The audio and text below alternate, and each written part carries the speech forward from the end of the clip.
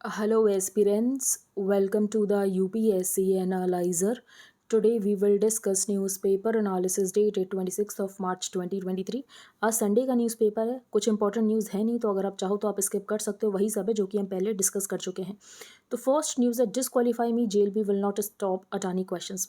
तो राहुल गांधी के डिसक्वालिफिकेशन के बारे में हम डिस्कस कर चुके हैं। तो राहुल गांधी का डिसक्वालिफिकेशन ये इंपॉर्टेंट नहीं है, इंपॉर्टेंट है यहाँ पर रिप्रेजेंटेशन ऑफ पीपल्स एक्ट 1951, जिसको कि हमने डिटेल में डिस्कस किया था 24 मार्च 2023 को, जब इसके ऊपर एक्सप्लेन्ड सेक्शन आया था।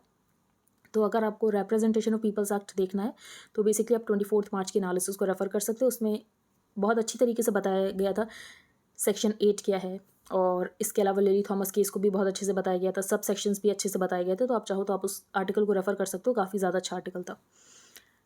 नेक्स्ट है, AFSPA lifted from more areas in north east states.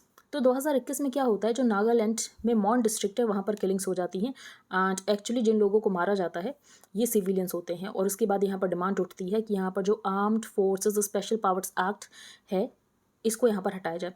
और उसके बाद से ही हम देख रहे हैं कि कहीं ना कहीं जो जूरिसडिक्शन है डिस्टर्ब्ड एरिया का, ये यहाँ पर कम किया जा रहा है। Citing improved security in the Northeast, Home Minister on Saturday said that the center has decided to further reduce the jurisdiction of disturbed areas under the Armed Forces Special Powers Act 1958 in Assam, Nagaland and Manipur. यहाँ पर railway bridge की बात की गई है। तो basically ये part of the rail line जो कि लिंक कर रहा है कश्मीर और जम्मू को इन रियासी डिस्ट्रिक्ट ऑन सैटरडे। इससे पहले भी रियासी डिस्ट्रिक्ट न्यूज़ में रह चुका है। तो अगर आपको ये पता हो कि रियासी डिस्ट्रिक्ट क्यों न्यूज़ में था, then please tell me the comment section, और बहुत इंपॉर्टेंट न्यूज़ के लिए था। अब हम चलते हैं आगे। In UP man bird friendship ends with case against him. तो यहाँ पर इंपॉर्टेंट हो जाता है सारस क्रेन। सारस क्रेन स्टेट बर्ड है यूपी का, और ये प्रोटेक्टेड है under schedule 3 of the wild life protection act of 1972, और ये वर्ल्ड का टॉलेस्ट फ्लाइंग बर्ड है। The Saras crane, usually found in wetlands, is the state bird of UP and protected under Schedule 3 of the Wildlife Protection Act of 1972. They are the world's tallest flying birds. आगे चलते हैं। यहाँ पर कोई important news है नहीं। Article आपको ज़रूर लग रहा होगा इंपॉर्टेंट है, लेकिन कोई इंपॉर्टेंट आर्टिकल नहीं है। For example, might and plight on display. तो राहुल गांधी के डिस्क्वालिफिकेशन के बारे में लिखा गया है, और डिस्क्वालिफिकेशन के बारे में बेसिकली यहाँ पर पॉलिटिकल पॉइंट्स उठाए गए हैं जो कि हमारे लिए इंपॉर्टेंट नहीं है।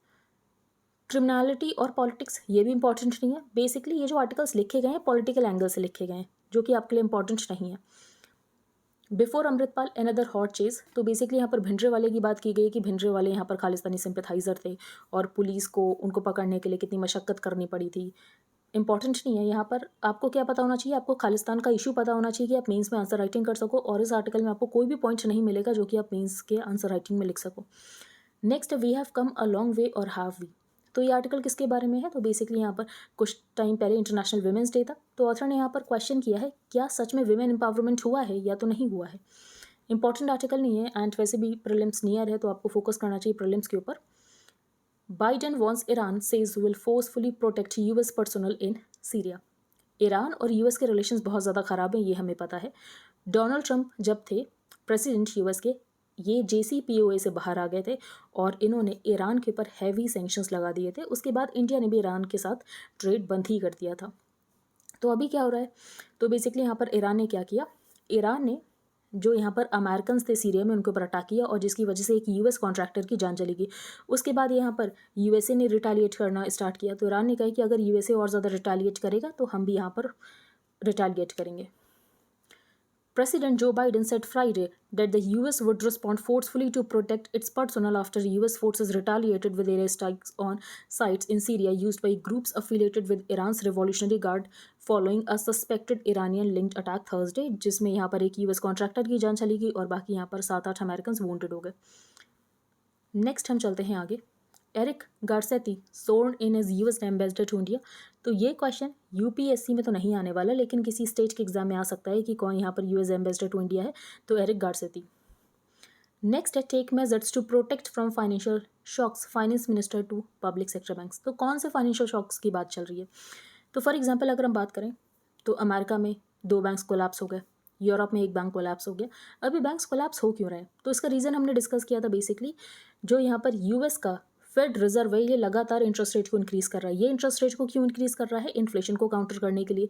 तो जब यहाँ पर इंटरेस्ट रेट को इंक्रीज़ किया जा रहा है उसकी वजह से जो बॉन्ड प्राइजेस हैं ये कम हो रहे हैं, और बॉन्ड प्राइजेस कम हो रहे हैं तो इसकी वजह से बैंक क्यों कोलैप्स हो रहे हैं? तो बेसिकली बैंकों ने अपना पैसा डाल रखा था बॉन्ड्स में, और जब बॉन्ड्स ये बेच रहे हैं तो इनको यहाँ पर लॉस के ऊपर बेचना पड़ रहा है, और जो यहाँ पर डिपॉजिटर्स है जब उनको ये बात पता चल रही है कि बैंक्स अपने बॉन्ड्स को लॉस में बेच रहे हैं तो यहाँ पर बैंक रन की सिचुएशन हो रही है, क्योंकि सारे लोग ही अपना पैसा लेने आ रहे हैं, क्योंकि लोगों को लग रहा है उनको पैसा नहीं मिल पाएगा क्योंकि बैंक को लॉस हो रहा है, जिसकी वजह से यहाँ पर बैंक रन की सिचुएशन हो रही है और बैंक्स यहाँ पर कोलैप्स हो रहे हैं। ठीक है। Amidst the collapse of mid-sized banks in the US and Europe, Finance Minister on Saturday asked public sector banks in the country कि बेसिकली यहाँ पर जो भी ग्लोबल डेवलपमेंट हो रहा है उसको लेकर आप वॉचफुल रहो और आप मेजर्स लो कि आप कैसे खुद को प्रोटेक्ट करोगे अगेंस्ट एनी फाइनेंशियल शॉक्स। फिर यहाँ पर बात किया गया है डेट म्यूचुअल फंड्स की। तो ये कल हमने डिस्कस किया था कि जो debt mutual funds long term capital gains लगता था तो ये पोस्ट इंडेक्सेशन हुआ करता था, आफ्टर इंडेक्सेशन, लेकिन ये जो इंडेक्सेशन है इसको विड्रॉ किया जाएगा। इंडेक्सेशन क्या होता है? इंडेक्सेशन का मतलब होता है बेसिकली यहाँ पर इन्फ्लेशन के साथ एडजस्ट करना। फॉर एग्जांपल आपने देखा होगा जो गवर्नमेंट एम्प्लॉयज़ होते हैं उनको डीए मिलता है। डीए क्यों मिलता है?